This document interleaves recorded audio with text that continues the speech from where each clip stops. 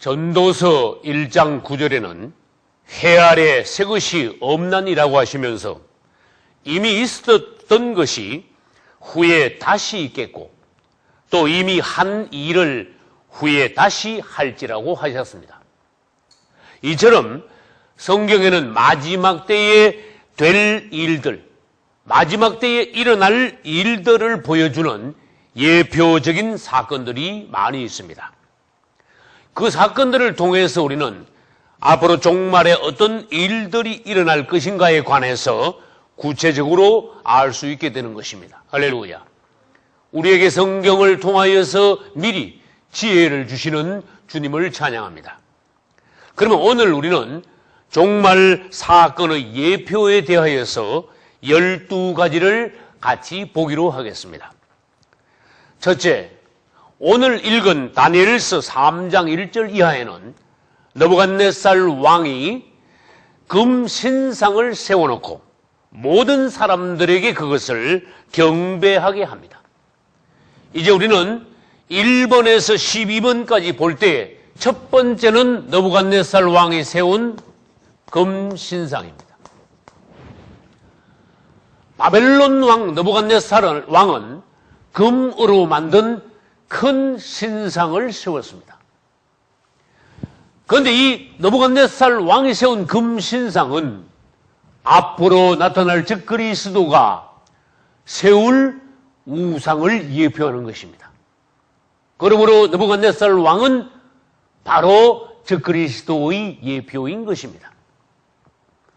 느부갓네살 왕은 금 신상을 세워놓고 모든 사람들을 모아 6가지 악기 소리가 울릴 때 그 신상 앞에 모두 엎드려 절하라.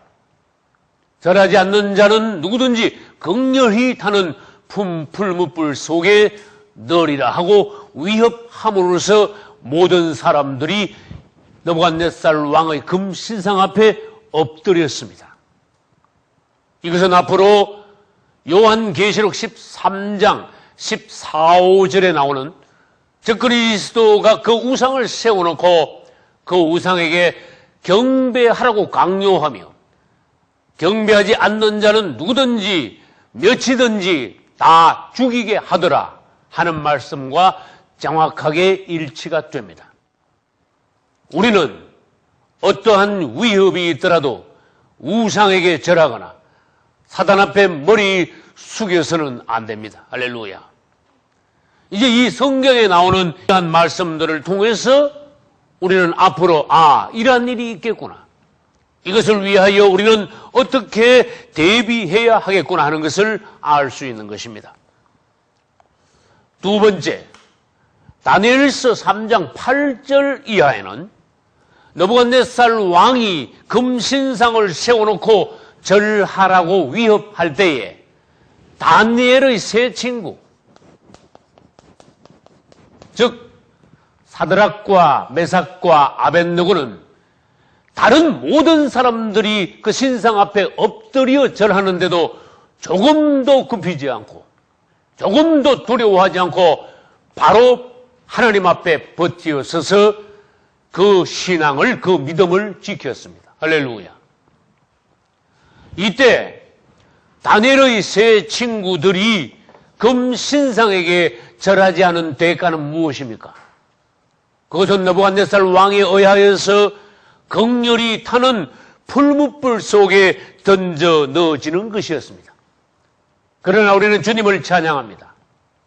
주님께서는 오셔서 풀무불 속에 거니는 다니엘의 세 친구들과 함께 거닐면서 그들을 보호하심으로써 풀무불 속에 던져 넣어진 다니엘의 세 친구들은 조금도 불타지 않고 모두 다 살아서 거기에서 나왔습니다. 할렐루야. 요한계시록 7장 9절로 17절에도 이와 비슷한 말씀이 나옵니다. 큰 환난을 이기고 나온 성도들이 흰옷을 입고 종려 가지를 들고 하늘에서 주님을 찬양하는 장면이 나오는 것입니다. 그러므로 우리는 다니엘의 세 친구들은 앞으로 적그리스도의 표박기를 거부하고 적그리스도의 우상에게 경배하기를 거부하는 거듭난 성도들을 예표한다는 것을 알아야 합니다. 그러면 다니엘의 세 친구는 앞으로 거듭난 성도들을 예표한다면은 다니엘의 세 친구들이 들어간 긍휼이 타는 그 불못불은 무엇을 예표합니까? 성도들이 환란에 들어간다는 것을 예표합니다. 우리 성도들은 적그리스도를 이김으로써 대신 긍휼이 타는 불못불과 같은 성도의 환란에 들어가게 될 것입니다. 그러나 사드락과 메삭과 아벳느고가 어떻게 되었습니까? 그들은 전혀 머리카락 하나도 불타지 않았습니다. 할렐루야. 이것을 보면 우리는 무엇을 알 수 있습니까? 우리가 적그리스도에게 경배하기를 거부하고 666 표받기를 거절한다고 하여 우리가 환란에 들어가서 비참하게 무참히 고생하다가 죽게 된다는 것이 아닙니다. 전혀 아무 손상도 없이 환란에서 나오게 된다는 것입니다. 즉 우리는 환란을 이기고 환란을 통과하고 나오게 되는 것입니다. 할렐루야. 세 번째로 누가복음 2장 1절에 가면은 로마 황제 가이사 아구스토가 천하로 다 호적하라고 영을 내린다고 하였습니다. 가이사 아구스토가 누굽니까? 로마 황제입니다. 로마 황제 가이사 아구스토가 천하로 다 호적하라고 영을 내린 것은 로마의 판도 내에 있는 모든 사람들로 하여금 주민 등록을 하여 그들에게 1년 번호를 매기겠다는 것입니다. 그들을 호적하여 로마의 시민으로서 관리하겠다는 것입니다. 로마 황제를 섬기는 신민으로서 그들을 통치하겠다는 것입니다. 이것은 무엇을 예표합니까? 그 당시 누가복음 2장 1절에 나오는 가이사 아구스토는 앞으로 등장하는 적그리스도의 또 하나의 예표입니다. 가이사 아구스토가 천하로 호적하라는 영을 내렸다면 앞으로 나타나는 적그리스도는 어떤 영을 내립니까? 천하의 모든 사람들이 다 오른손이나 이마에 666이라는 표를 받게 함으로써 그 표를 받은 자들을 관리하고 통치하겠다는 적그리스도의 의도인 것입니다. 666표를 이마에나 오른손에 받는 것은 1년 번호를 매기는 것인데 그것이 바로 오늘날의 호적 등록입니다. 우리는 적그리스도의 표를 받는 것이 적그리스도에 속하게 된다는 것. 적그리스도의 표를 받는 것은 적그리스도에게 경배하게 된다는 것임을 알고 단호히 그것을 거절해야 합니다. 할렐루야. 이제 앞으로 될 일들을 주님께서 성경을 통하여 우리에게 가르쳐 주심에 대하여서 주님께 감사합니다. 할렐루야. 네 번째로 마태복음 26장 56절에 보면은 예수님께서 잡히시던 밤에 제자들이 예수님을 버리고 다 도망하니라 그랬어요. 3년 반 동안 예수님을 따라다니던 예수님이 어떤 분이신가에 관하여서 잘 알고 주님의 모든 기적들을 다 보고 체험했던 제자들인데 막상 예수님께서 잡히시던 그 밤 겟세마네 동산에서 기도하시다가 로마의 병정들이 와서 위협하면서 예수님을 잡아가니까 그때는 제자들이 어떻게 했습니까? 예수를 버리고 다 도망하니라. 성경은 이렇게 말씀하고 있습니다. 이것은 무엇입니까? 예수님을 버리고 도망한다는 것은 예수님은 잡혀가시더라도 그분은 죽으시더라도 나는 살아야 되겠다. 얼마 동안? 잠깐 동안이라도 나는 죽지 않고 살아야 되겠다. 내 한 목숨은 건져야 되겠다. 자기의 혼 생명을 귀히 여기고 자기 목숨을 소중히 여겨서 앞으로 예수를 버리고 배도하고 그분을 믿는 신앙을 버리고 도망하는 교회 안의 제자들이 많다는 것을 미리 보여주신 것입니다. 그래서 데살로니가 후서 2장 3절에도 그리스도께서 오시기 전에 먼저 배도하는 일이 있겠다고 하셨습니다. 전에도 설명드렸습니다.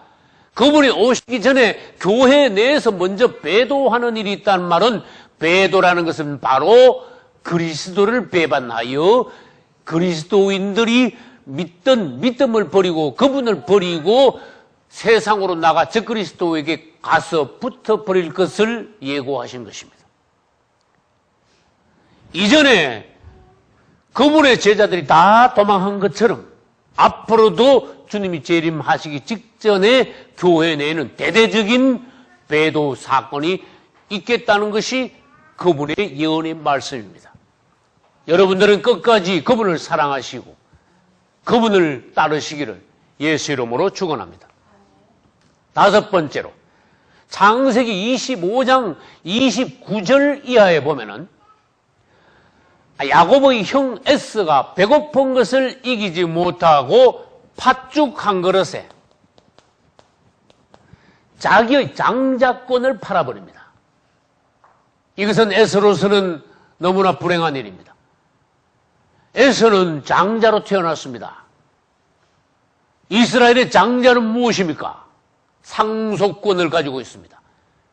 이스라엘의 장자권은 무엇입니까? 영적으로 보면은 하나님의 장자, 하나님의 축복을 받을 수 있는 권을 물려받는 그러한 축복권이 바로 장자권입니다. 할렐루야. 우리가 예수 그리스도를 믿을 때 우리는 그분의 장자들이 되는 것입니다. 그러나 에스가 어떤 일을 당했습니까? 평소에 배부를 때는 아무것도 모르다가 그냥 장자로 지내다가 어느 날 그가 배가 대단히 고프게 되었습니다. 배고픔을 이기지 못하게 되었습니다. 배고픔을 이기지 못할 때 에스는 어떠한 실수를 범했습니까? 팥죽 한 그릇에, 그 값없는 팥죽 한 그릇에 자기의 장자권을 내던지고 말았습니다. 성경은 그가 하나님의 장자권을 경홀히 여겼다고 했습니다. 가볍게 여겼다.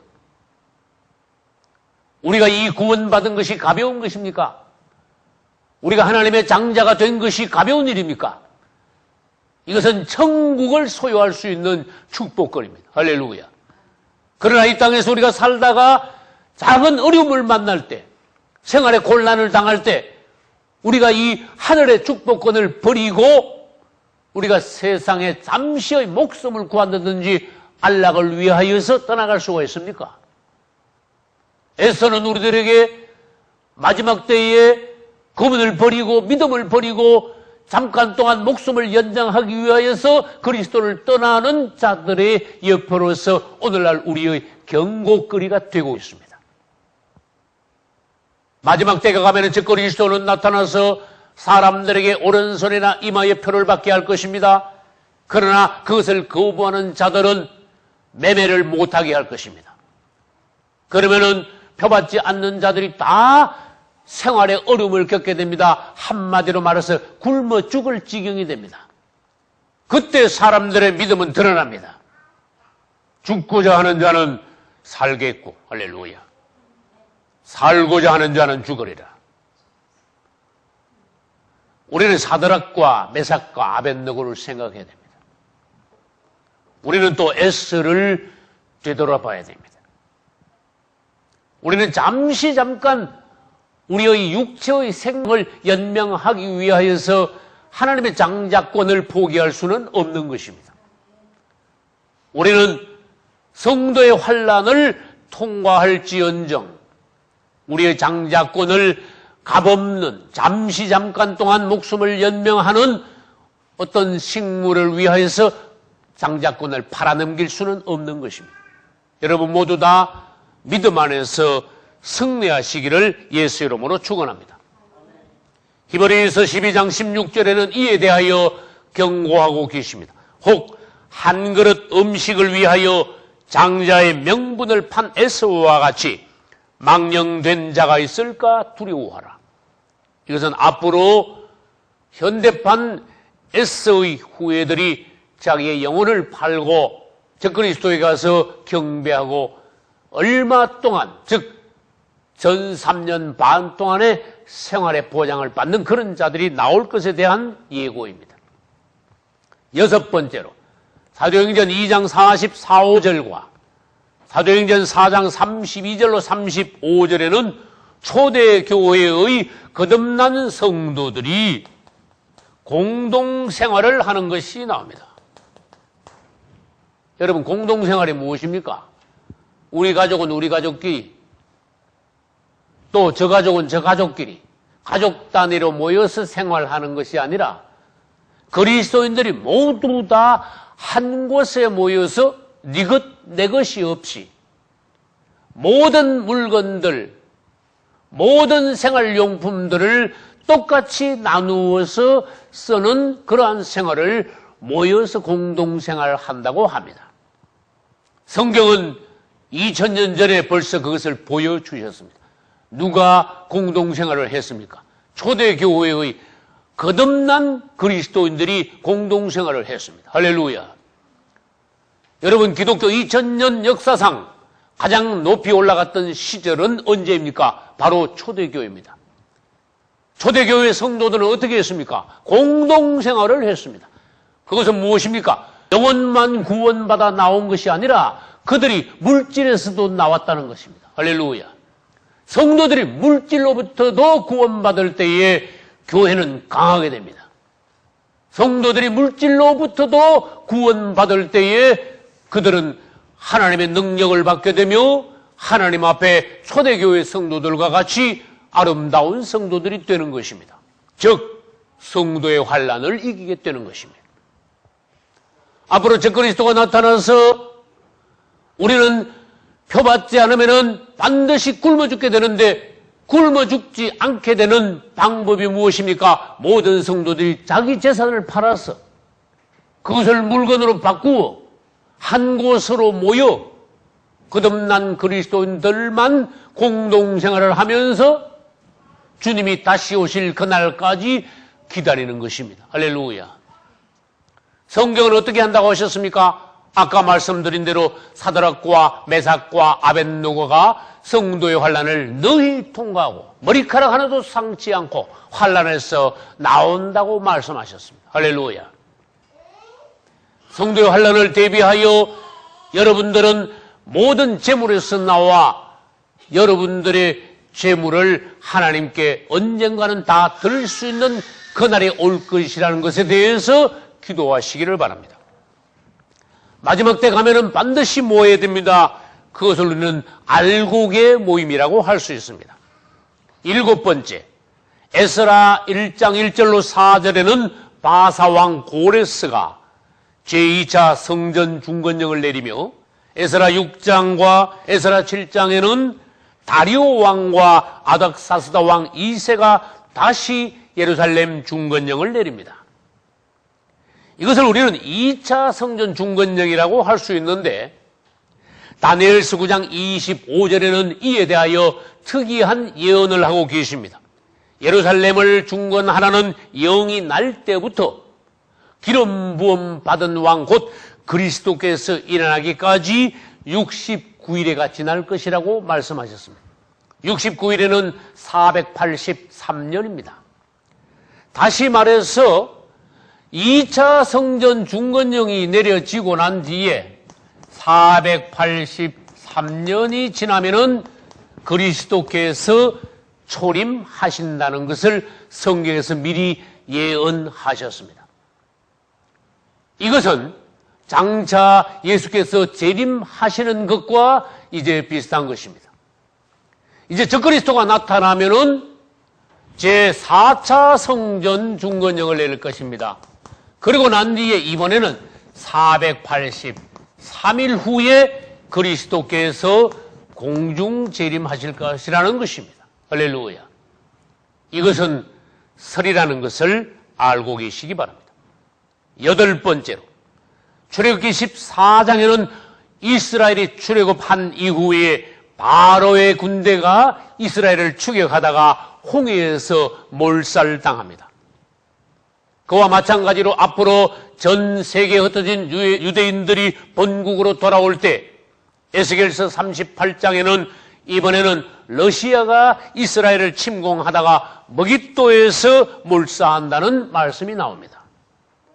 아홉 번째, 누가복음 19장 43, 4절에는 예루살렘의 멸망을 주님께서 예고하셨는데 AD 70년에는 로마 장군 티투스가 예루살렘을 파괴합니다. 이처럼 계시록 11장 2절 이하에는 적그리스도의 군대가 앞으로 예루살렘을 42달, 즉 후 3년 반 동안 예루살렘을 짓밟으리라고 말씀하셨습니다. 열 번째, 출애굽기 7장에는 모세가 애굽 전역에 있는 물을 피가 되게 한다고 하셨습니다. 이처럼 요한계시록 11장 6절 이하에는 후 3년 반에 가서 그 모세가 두 감람나무 중 하나로 다시 등장하여서 이 땅에 있는 물을 피가 되게 하여 여러 재앙으로 땅을 치리라고 하셨습니다.